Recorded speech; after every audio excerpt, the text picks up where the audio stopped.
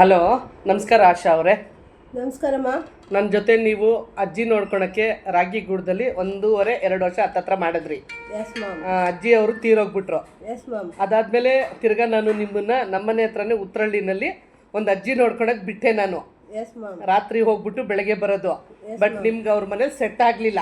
ಹೌದು ಮೇಡಮ್. ನೀವು ಹೇಳಿದ್ರಿ ಅವ್ರು ಊಟ ಕೊಡಲ್ಲ, ಕಾಫಿ ಕೊಡಲ್ಲ, ನಮಗೆ ನೀವು ಮುಂಚೆ ಬಿಟ್ಟಿದ್ದ ಮನೆಗಿಂತ ನನಗೆ ಇಲ್ಲಿ ಮಾಡೋಕ್ಕೆ ಇಷ್ಟ ಇಲ್ಲ, ನಾನು ಒಂದು ತಿಂಗಳು ನಿಮಗೋಸ್ಕರ ಮಾಡ್ಕೊಡ್ತೀನಿ ಅಂದೆ. ಹೌದು. ನೀನೊಂದು 15-20 ದಿವಸ ಮಾಡಿದೆ, ಕೆಲಸ ಬಿಟ್ಬಿಟ್ಟೆ, ನಾನಲ್ಲಿ ಬೇರೆಯವ್ರನ್ನ ಬಿಟ್ಟೆ, ತಿರ್ಗಿ ಅವರು ಸೆಟ್ ಆಗಲಿಲ್ಲ, ಅವರು ಊರ್ಗೊಟ್ಟೋದ್ರು. ಈಗ ನಾನು ಇದು AGS ಲೇಔಟಲ್ಲಿ ನಿನ್ನ ಮಗು ನೋಡ್ಕೊಳಕ್ಕೆ ಬಿಟ್ಟಿದ್ದೀನಿ, 10 ತಿಂಗಳು ಮಗು ನೋಡ್ಕೊಳಕ್ಕೆ ಬಿಟ್ಟಿದ್ದೀನಿ. ನೀನು ಆಲ್ರೌಂಡರಲ್ಲಿ ಇದೆಯಾ, ಏನು ಅಂತಂದರೆ ಅಡುಗೆನೂ ಮಾಡ್ತೀಯಾ, ಪಾಪನೂ ನೋಡ್ಕೊತೀಯಾ, ವಯಸ್ಸಾದವ್ರನ್ನೂ ನೋಡ್ಕೊತೀಯಾ, ನನ್ನ ಹೆಸರು ಉಳಿಸಿದ್ಯಾ. ಇವತ್ತವರೆಗೂ ನನ್ನ ಏಜೆನ್ಸಿ ಹೆಸರಾಗಲಿ ನನ್ನ ಹೆಸರಾಗಲಿ ಎಲ್ಲೂ ಪಾಪ ಇವರು ಆಶಾ ಅವರು ಕೆಡಿಸಿಲ್ಲ. ಸುಮ್ಮನೆ ಹೇಳ್ಬಾರ್ದು ನಾನು ಒಬ್ಬರ ಬಗ್ಗೆ. ಅವ್ರು ಅಶ್ವು ಅಂತ ಬಂದಾಗ ನಾನು ಅನ್ನ ಕೊಟ್ಟಿದ್ದೀನಿ ಅವ್ರಿಗೆ. ನಾನು ಹೇಳೋದಲ್ಲ, ಅದನ್ನು ತಿನ್ಸಿರೋದು ಯಾವತ್ತೂ ಹೇಳಬಾರ್ದು. ತಿನ್ಸಿರೋದು ನಾನು ಯಾವತ್ತೂ ಹೇಳಲ್ಲ ಅವ್ರಿಗೆ.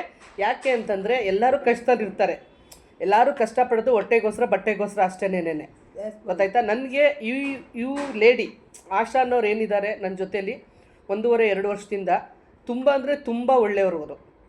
ಏನೋ ಅವ್ರು ಬಡವ್ರು ಇರ್ಬೋದು, ನಾವು ಏನು ದೊಡ್ಡ ಶ್ರೀಮಂತರಲ್ಲ, ಬಟ್ ಕೆಲಸದಲ್ಲಿ ಮಾತ್ರ ಅವ್ರಿಗೆ ನನ್ನ ಪ್ರಕಾರ ನಾನು ಎಲ್ಲೇ ಬಿಟ್ಟಿದ್ರು ಓನರಿಂದಾಗಲಿ ತಪ್ಪು ಏನೋ ಒಂದು 5 ನಿಮಿಷ 10 ನಿಮಿಷ ಲೇಟಾಗಿ ಹೋಗ್ಬೋದು, ಬಂದಿಲ್ಲ ಅಂತ ನನಗೆ ಫೋನ್ ಬರ್ಬೋದು.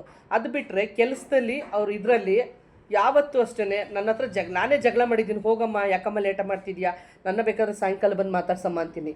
ಸೊ ಇವಾಗ ನಾನು ಬಿಟ್ಕೊಟ್ಟಿರೋದು ನಮ್ಮ ಮನೆ ಹತ್ರನೇನೆ, ಇಲ್ಲೇ AGS ಲೇಔಟ್ಗೆ ಹೋಗ್ತಾರೆ. ಒಂದೊಂದ್ಸಲಿ ನಮ್ಮ ಮನೇಲಿ ಏನು ಕೆಲಸ ಇರಲ್ಲ, ನಮ್ಮ ಮನೇಲಿ ಏನಾದರೂ ಇತ್ತು ಅಂದರೆ ತೊಗೊಂಡೋಗಮ್ಮ ನಿಮ್ಮ ಮನೆಗೆ, ನೀವು ನಿಮ್ಮ ತಾಯಿ ಇದ್ದೀರಾ ಅಂತೀನಿ. ಸೊ ಬರ್ತಾರೆ ಅವರು, ಆ ಥರದವ್ರು ಏನಲ್ಲ. ಬಟ್ ನಾನು ಹೇಳ್ತಿರೋದು ಏನು ಅಂತಂದರೆ ತುಂಬ ಅಂದರೆ ತುಂಬ ಒಳ್ಳೆಯವರು.